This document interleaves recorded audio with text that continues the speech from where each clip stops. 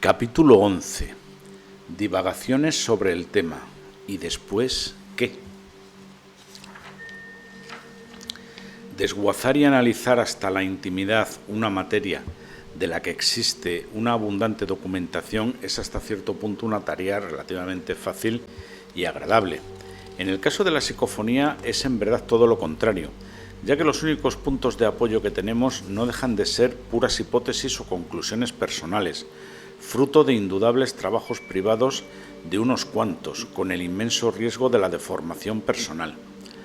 Parece que se impone por encima de una diversidad de opiniones la idea o tendencia a aceptar de un modo bastante claro la existencia de un estadio diferente de la vida. Quisiera hacer constar una simple observación.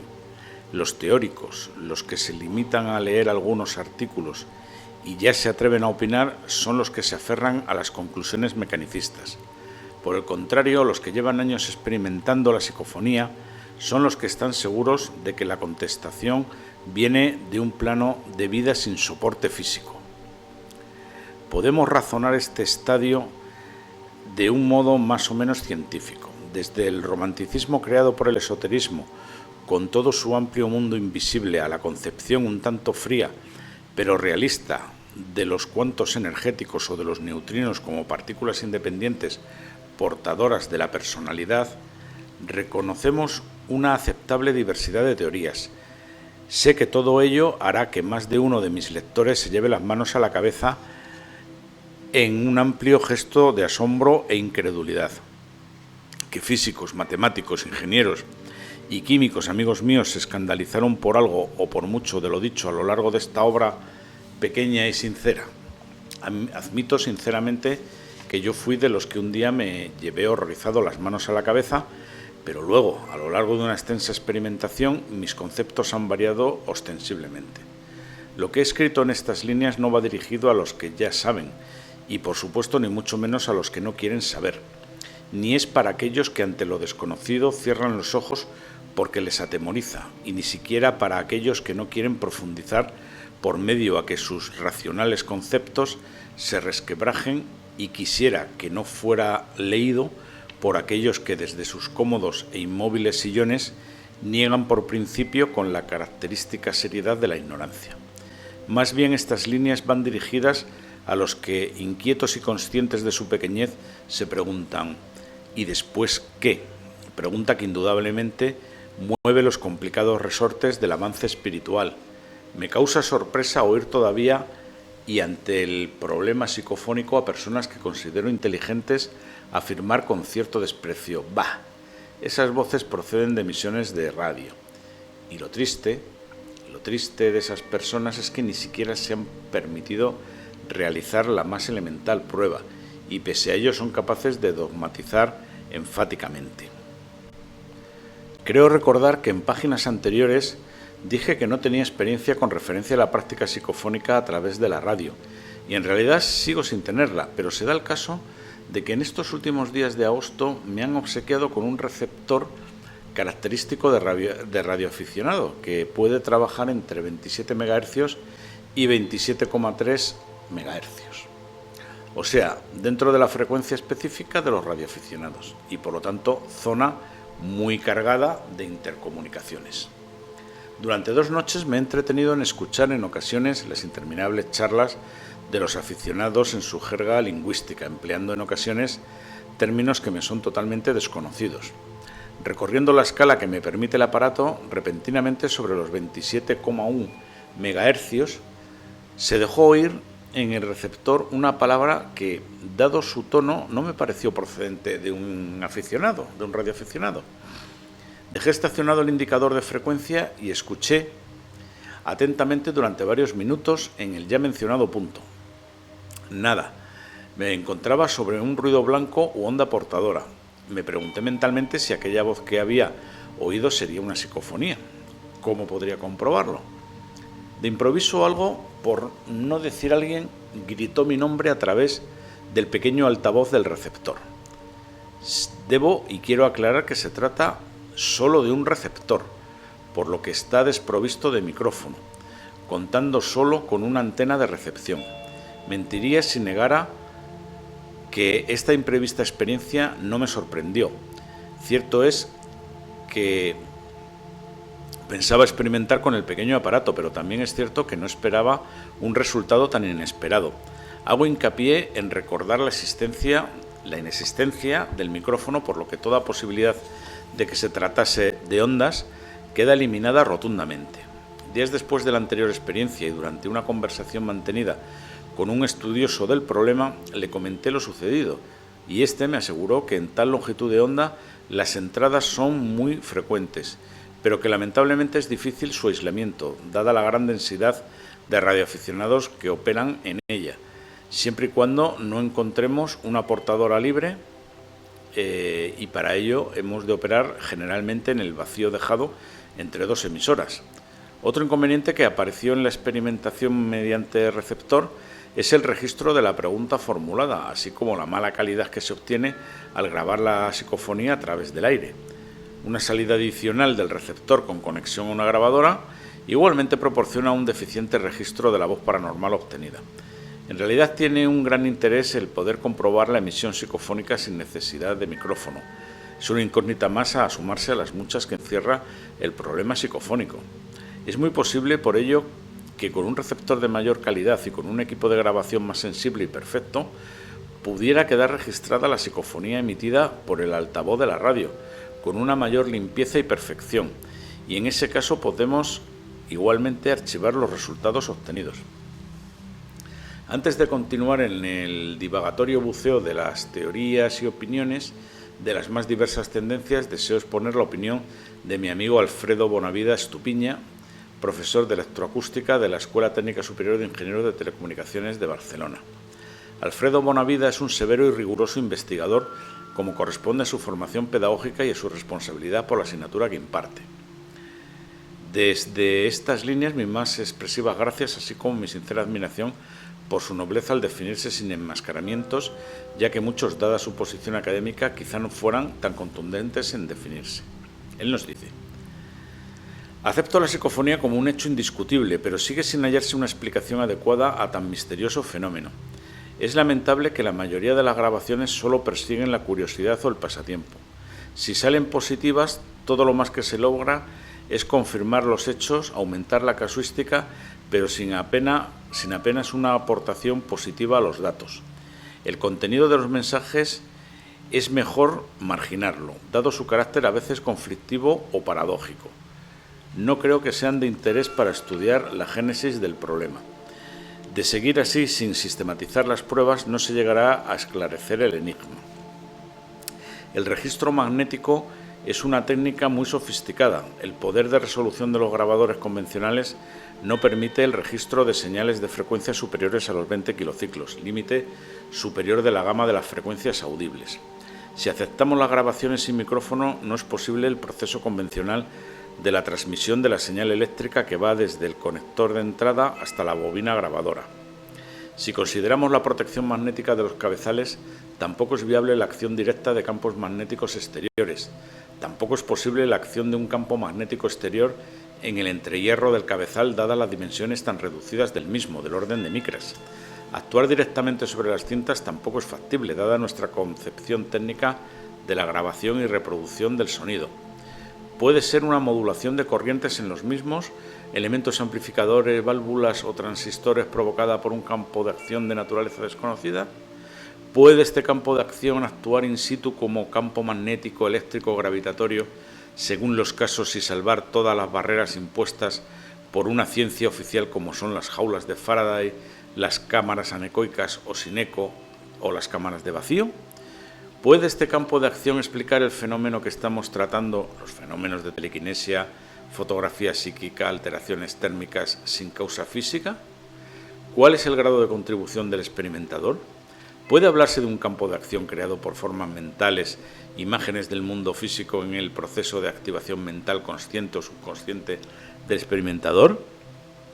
Yendo más lejos, ¿el agente desconocido en todo este proceso es inmanente o trascendental?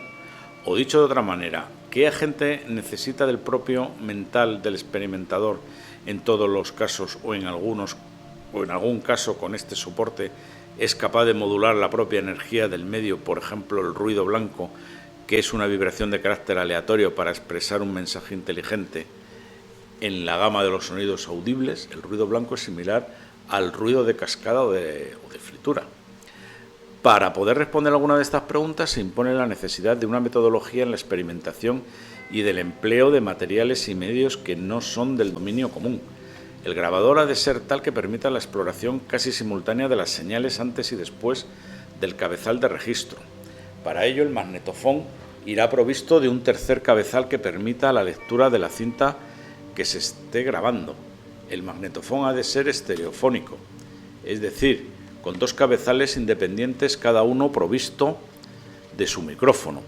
Estos micrófonos irán montados en una cabeza de maniquí a una distancia correcta entre sí. El equipo de registro quedaría más completo si pudiera agregarse un osciloscopio para la exploración visual de las inclusiones en la cinta.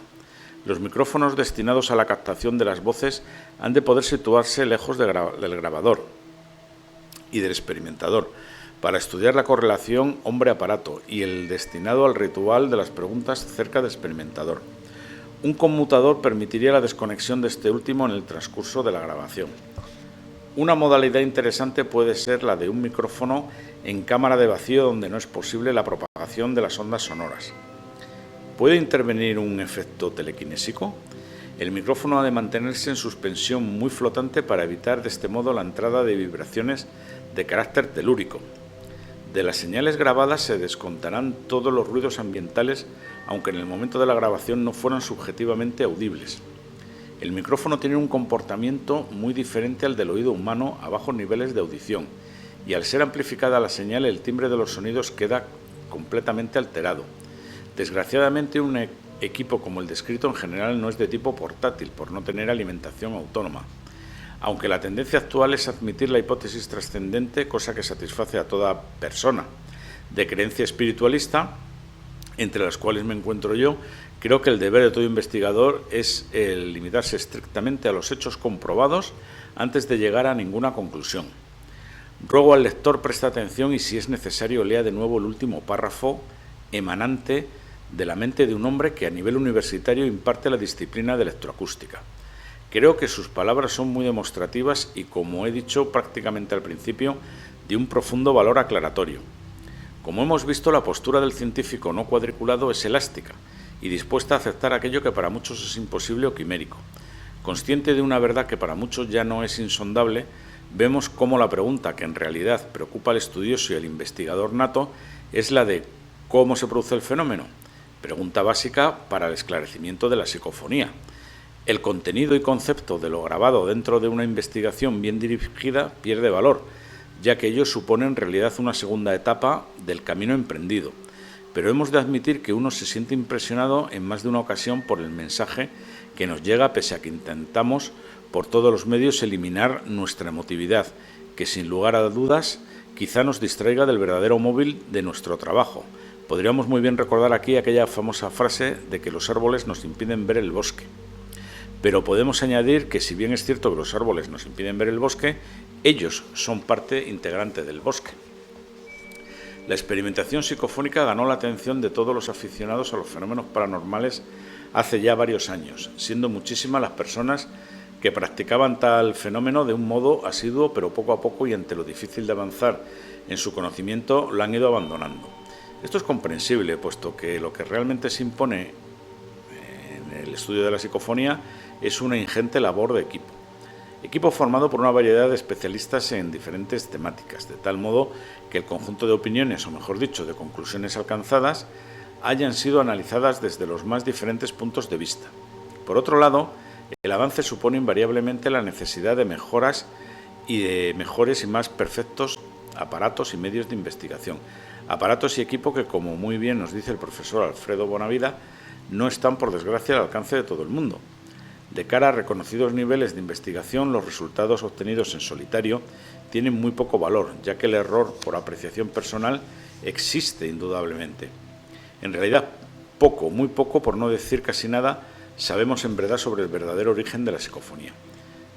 Resumiendo, todo lo que se ha escrito, leído y experimentado son las voces enigma. Tendríamos que limitarnos a estas simples conclusiones. 1. El fenómeno está sobradamente constatado y debidamente comprobado por un gran número de expertos. 2.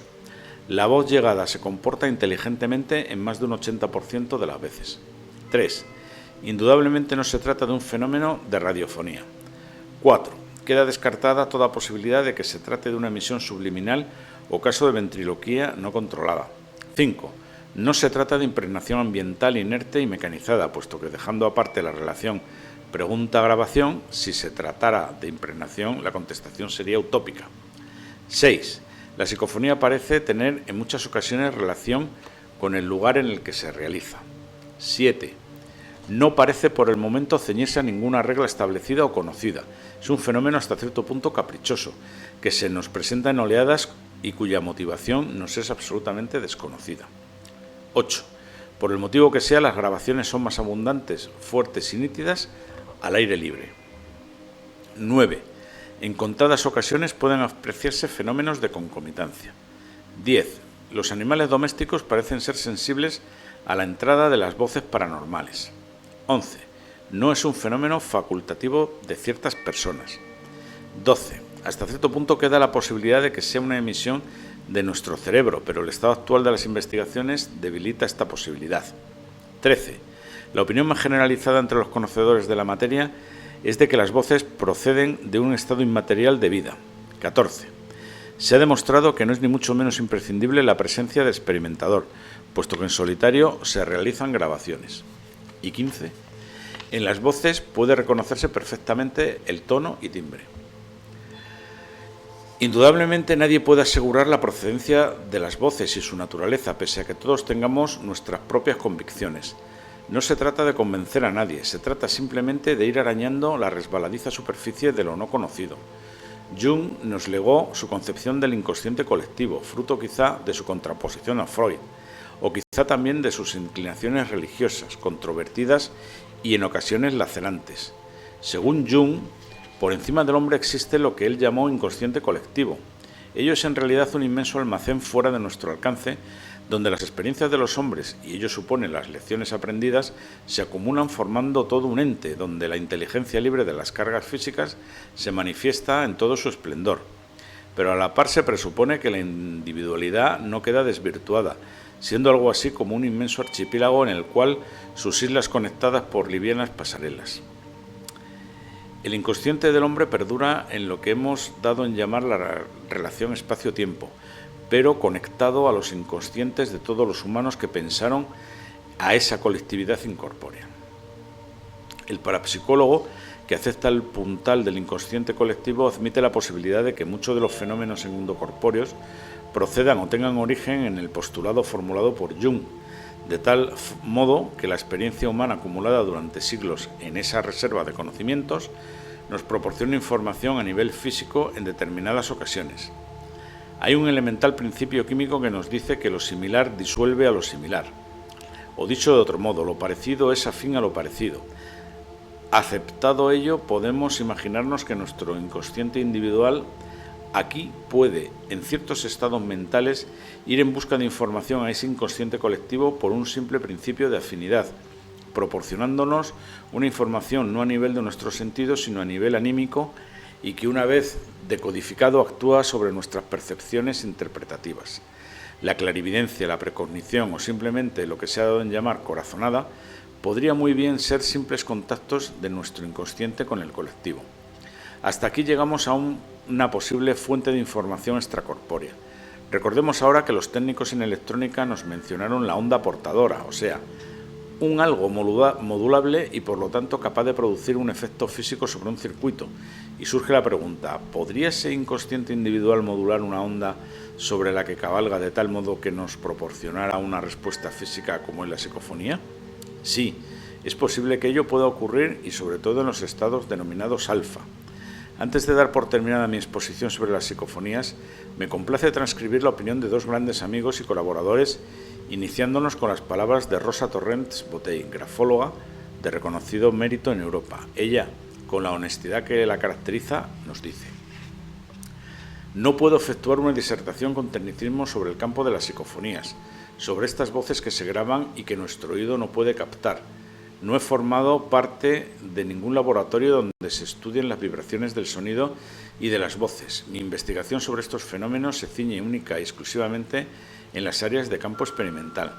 Después de haber terminado mis estudios de bachillerato y la carrera de magisterio que cursé entre Reus y Tarragona, pasé a Barcelona para ampliar estudios de historia y psicología, atraída por el comportamiento del hombre en general.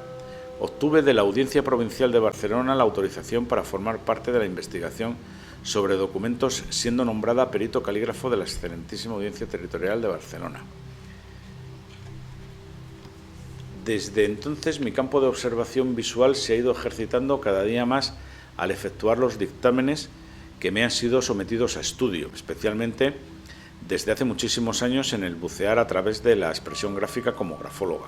Como tal, se ha ido formando una simbiosis en mí misma a través del pensar, del sentir, no precisamente atributo exclusivo de la mente, del percibir a través de los sentidos.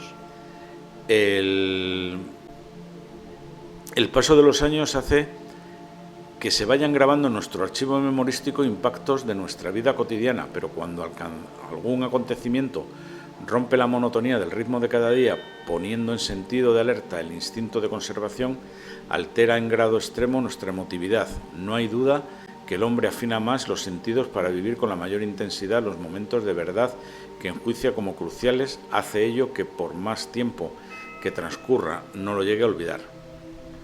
Le cuesta poco ojear en las páginas del pasado escenas y sensaciones que se han incrustado en el archivo de los propios recuerdos. Se cierra tal vez un poco de la mente pensante para abrir las compuertas del sentir y es sorprendente la multiplicidad de informaciones que podemos captar por este segundo canal más unido a la captación perceptiva. Se sensibiliza más y más la facultad de ver y oír hasta el extremo de estimar e intuir. ¿Hasta qué punto podemos considerar capaces de comprobar que nuestros sentidos se informan verazmente de algo? ¿Se trata de un subjetivismo que nada tiene que ver con la realidad real y presente? Nos puede llegar la luz de una estrella que está apagada. Es cierto que captamos su resplandor, pero forma parte de un pasado, ya que mientras nosotros admiramos este fenómeno, este ha dejado de ser real. Al contemplar hasta el fondo una carretera recta, comprobamos que nuestra visión nos engaña, pues captamos que las laderas de la misma se juntan en un punto en su misma lejanía, pero que a medida que vamos avanzando en ella se va ensanchando. No llegamos nunca al punto de unión. Es fácil que lleguemos a veces a sugestionarnos por algún espejismo. Es entonces preciso que la mente tome parte analítica en todas estas fenomenologías para que conozca la relativa verdad que admitimos. En los momentos más peligrosos de mi vida, como pueden ser al volar a bordo de un coche 40 metros por los aires, carretera de la costa Barcelona-Gerona, en un accidente de carretera en febrero de 1997. Comprobé, a modo de cinta filmada y en sentido retrospectivo, cómo transcurría casi toda mi vida. Mientras surcaba los aires, creí que eran las últimas impresiones que podía registrar. Fueron décimas de minuto, pero vividos con la mayor rapidez e intensidad. Otro momento en el que se producía análoga fenomenología data del año 1950, cuando al desplomarse un estante del lavadero de la casa en el que vivía por aquel entonces, se cayeron unos envases de vidrio que al mezclarse su contenido, al chocar contra la base del lavadero, produjeron emanación de gas tóxico. Apenas tuve tiempo de llegar a mi habitación. Recuerdo que tumbada en la cama perdí la vista.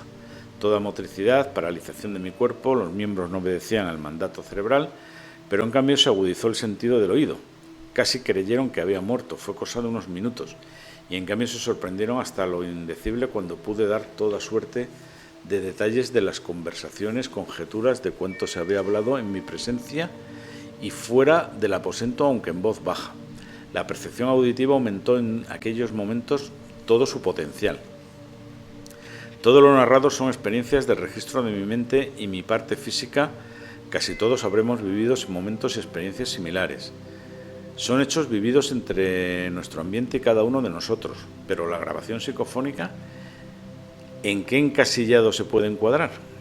Los fenómenos telepáticos entre mi madre y yo eran frecuentes. Captábamos los momentos cruciales una de otra. Cuando algo fuera de la vida normal acontecía, no precisaba del teléfono para que se encendiera la luz de alerta. Estos fenómenos no se producían a consciente voluntad, surgían de pronto. 3 días antes de su fallecimiento tuve la visión de su entierro con toda perfección de detalles. Fue angustioso, pasó como una proyección captada medio en sueños y vigilia. Poco más tarde se convirtió en realidad.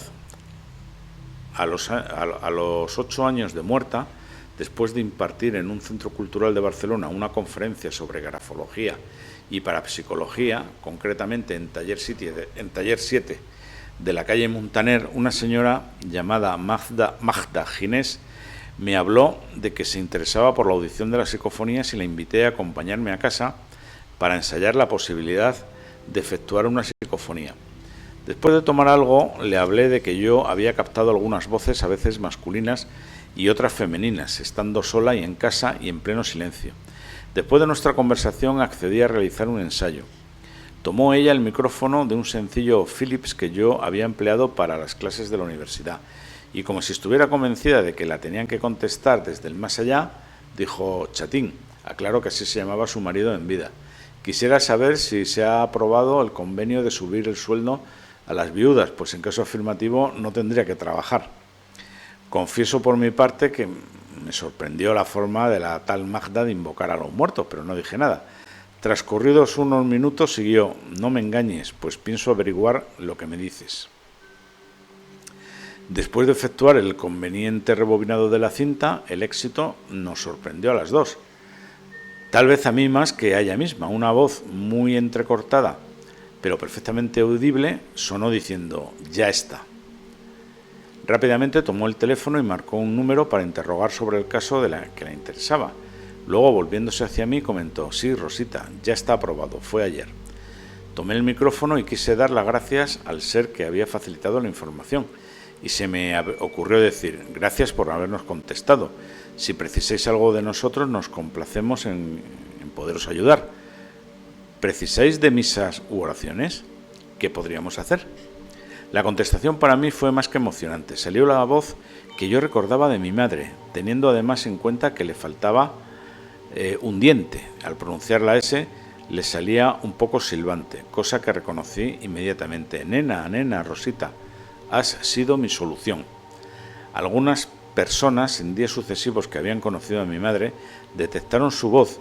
No creo que se trate de un espejismo. Se puede hipnotizar a una persona y hacer que vea molinos y no árboles, pero a un aparato no me parece posible.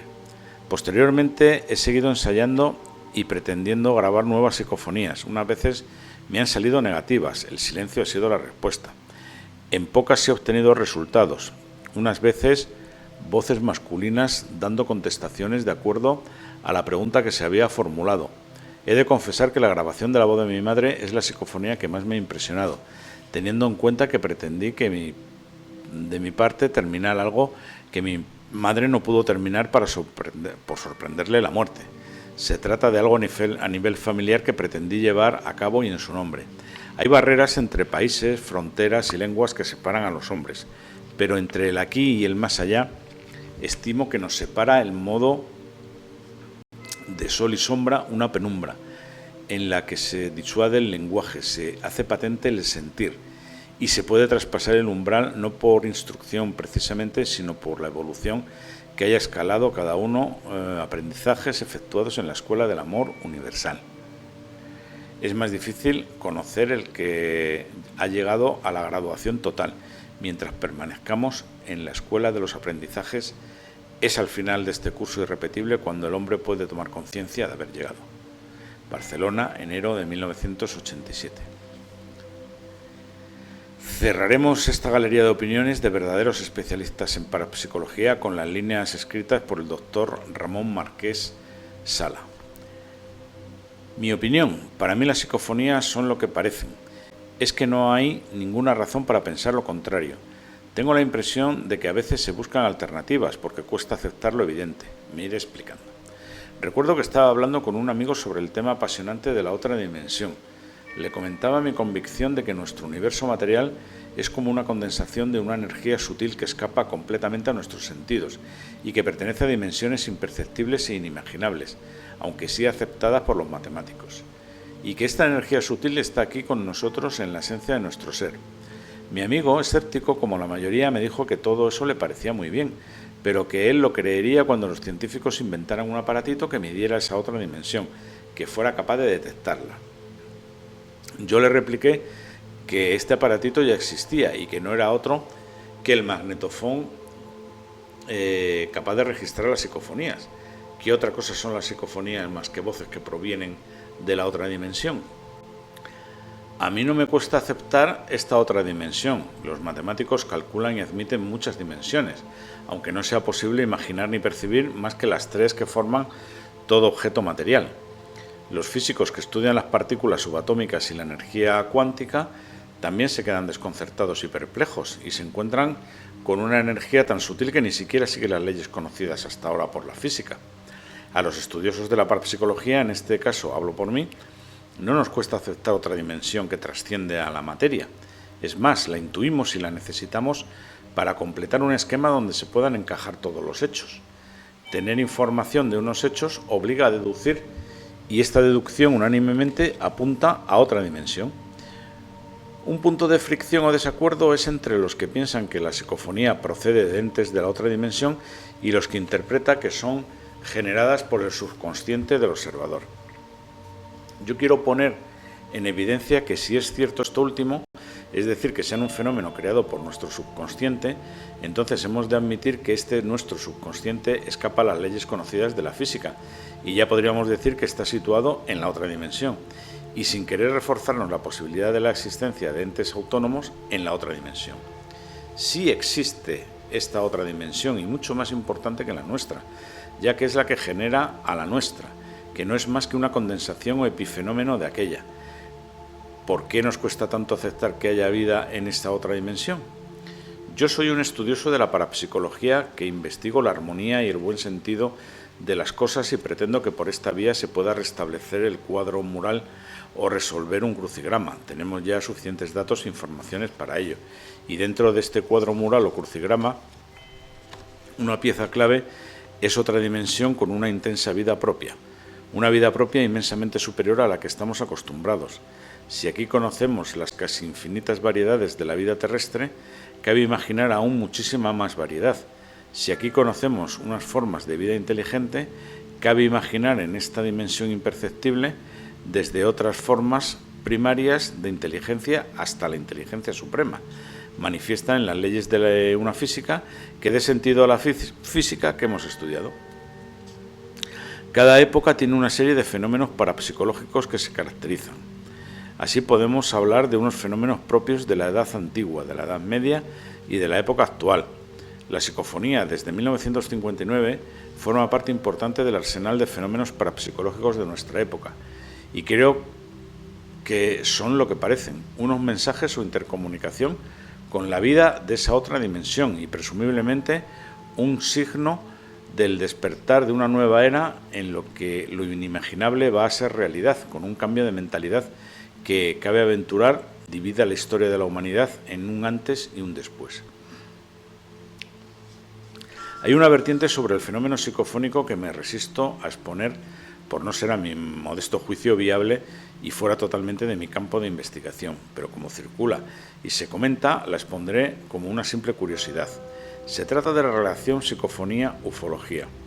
Cierto sector parece sentir predilección por esta posibilidad. Saldré al paso de mi punto de vista. El intentar relacionar los registros paranormales con el siempre vigente problema de los ovnis es en realidad intentar explicar una incógnita con otra incógnita. Por otro lado, y así lo hago constar, mis conocimientos sobre tan debatida materia son escasos. Por lo dicho, mi opinión es de escaso valor. Si a primer golpe de vista absurda resulta para mucho público la psicofonía, no menos desconcertante parece el hecho de que naves tripuladas por seres inteligentes lleguen hasta nosotros después de recorrer años luz que realmente tienen otro valor debido al plegamiento del espacio o curvatura del mismo. Y pienso que más que un problema de distancias es en realidad de dimensiones. Para mí lo que realmente resulta inaceptable es el contenido de la inclusión psicofónica si tuviéramos que relacionar a esta con la vida inteligente extraterrestre. En realidad, el registro psicofónico no deja de ser un balbuceo, ya que lo normal es conseguir frases de construcción telegráfica, por un simple principio de ahorro de energía. Es indudable que cualquier viaje interplanetario, por modesto que sea, supone el consumo de ingentes cantidades de energía, sea esta del tipo que sea. No es por lo tanto muy aceptable que se preocupen del ahorro energético en el momento de una grabación, ya que el consumo de potencial para llevarla a cabo supone una ínfima cantidad de energía. Alguno de los adeptos de la conjunción psicofonía-ovni objetará que la grabación se efectúa algo así como por vía telepática. Aceptémoslo, pero con reservas. Es terriblemente frecuente y por lo tanto de una abundancia asombrosa la cantidad de personas que dicen mantener contacto telepático con seres extraterrestres, de los que reciben interminables mensajes de tipo mesiánico en su mayoría, y desgraciadamente la mayoría de un contenido ingenuo. Estos mensajes telepáticos me consta que he tenido más de uno entre mis manos. Están formados por varios folios mecanografiados. Resulta pues incongruente relacionar la pobre psicofonía con los larguísimos contenidos recibidos por telepatía o bien por mediación de las ya conocidas técnicas de la Ouija. No veo ni mucho menos la necesidad de que seres con tal capacidad de emisión telepática se dediquen a balbucear alguna palabra por la psicofonía. A lo largo de mis incursiones en el mundo de lo paranormal o simplemente de lo asombroso, he sido víctima de numerosos fraudes, por lo que ya he dicho a lo largo de la obra, que todos aquellos fenómenos que no son registrables mediante aparatos físicos, los cuales por fortuna no son sugestionables, no me merecen garantía suficiente para ser aceptados, por lo que intencionadamente son puestos en cuarentena hasta poder tener cierta testificación de la autenticidad de los mismos. No quiero con ello ofender a aquellas personas que dicen mantener contacto telepático con otros seres, es simplemente una postura de trabajo. Muchos otros puntos podríamos exponer para desrelacionar la psicofonía con los ovnis, pero doctores tiene la Iglesia, que indudablemente lo harían mucho mejor que yo. Pero creo que lo tan sencillamente expuesto es suficiente para aclarar un poco el tema. Hoy en día cometemos la equivocación de mezclar íntimamente la auténtica parapsicología con una serie de temas que indudablemente encierran su atractivo. No niego que pueda existir o exista cierta relación entre todo ello, como lo hay entre la química, la biología y las matemáticas, pero son en realidad asignaturas diferentes con sus propias características bien definidas. Muy posiblemente el mundo de lo paranormal, el del espiritismo y el de la ufología se muevan fuera de lo que por ahora es nuestra física o nuestros conceptos. Aceptemos el principio unitario de la energía, esto es, todo cuanto acontece, captable o no captable por nuestros sentidos dentro y fuera de nuestras dimensiones, proviene de una sola fuente o generatriz de energía. Energía unitaria que, como emitiendo diferentes pseudópodos, se manifiesta en muy diferentes parámetros, algunos de los cuales son inaccesibles para nosotros, así como incomprensibles para nuestras estructuras socioculturales. Y quizá de este modo toda esta fenomenología que hoy en día parece atraer la atención del gran público consciente de que quizá nuestro cuerpo no queda limitado por la superficie epidérmica, tenga sus interconexiones en este principio unitario e incognoscible. ¿Puede existir alguna relación entre las grabaciones paranormales y los tan debatidos ovnis? Francamente, y a mi criterio, las posibilidades de tal relación son mínimas, pero no negaré rotundamente y dejaré una estrecha rendija a tal posibilidad para que precisamente no se me tache de dogmatizador intransigente. Pero como he dicho anteriormente, es intentar explicar una incógnita con otra incógnita. Dejo esa estrecha rendija al recordar a Lord Rayleigh, el célebre físico, quien, refiriéndose a esta materia, afirmaba contundentemente: la física es una ciencia acabada, pero susceptible tal vez de algunos retoques sin importancia, pero en su conjunto terminada. Hace ya varios lustros que tan categórica afirmación fue hecha y desde entonces el cerebro humano es un continuo emisor de ondas, cuya frecuencia varía según la actividad física o intelectual que se realice. Así, por ejemplo, cuando una persona descansa relajada y con un sentimiento de felicidad, el ritmo a que emite se le denomina ritmo alfa, Cuando la misma persona sale de ese estado placentero, instantáneamente su ritmo cerebral cambia pasando al ritmo beta. Cuando el sueño fisiológico se adueña de la persona, su ritmo de emisión desciende a zeta. Tenemos, por lo tanto, una continua emisión de ondas que recorre una larga longitud. Cabe decir que estas ondas emitidas por nuestro cerebro podrían ser muy bien utilizadas como ondas portadoras o cabalgadura de la psicofonía. Nuestro inconsciente se comportaría como un receptor que captara el mensaje de otra dimensión en la cual colocamos el colectivo. Llegada la información desde este punto, codificada y permutada, procedería a modular la emisión alfa para llegar a manifestarse físicamente. Lo expuesto, como se comprenderá, no es más que una teoría de entre muchas que se formulan. Decir que esta tiene quizá más visos de realidad sería falso, puesto que todo lo que se formula sobre la procedencia de la psicofonía busca razonables puntos de vista, pero sí quizá podríamos asegurar que esta hipótesis vendría a suavizar la tirantez existente entre las dos grandes tendencias. La animista, que intenta imponerse con su principio de que todo procede del yo mental, y la teoría trascendental, que acepta y preconiza la existencia del más allá, donde el alma perdura como ente individual, conservando el perdurable recuerdo de su vida en la Tierra. Seguramente, antes de que el atractivo misterio de la psicofonía sea desvelado, si es que ello es posible, nuevas teorías vendrán a contentar a unos cuantos y a enervar a otros. La realidad nos es desconocida, pero no podemos negar que poco a poco vamos acumulando casuística y documentación procedente esta de serias experiencias que indudablemente son fruto de una constancia admirable. A un sector de mis lectores me permito recordarles a San Agustín, cuando nos dice: lo que ya poseemos con la certidumbre de la fe debe ser iluminado por las luces de la razón. A otros quizá les resulte más familiar las palabras de Newton: mi ley expresa un hecho, pero no determina su causa.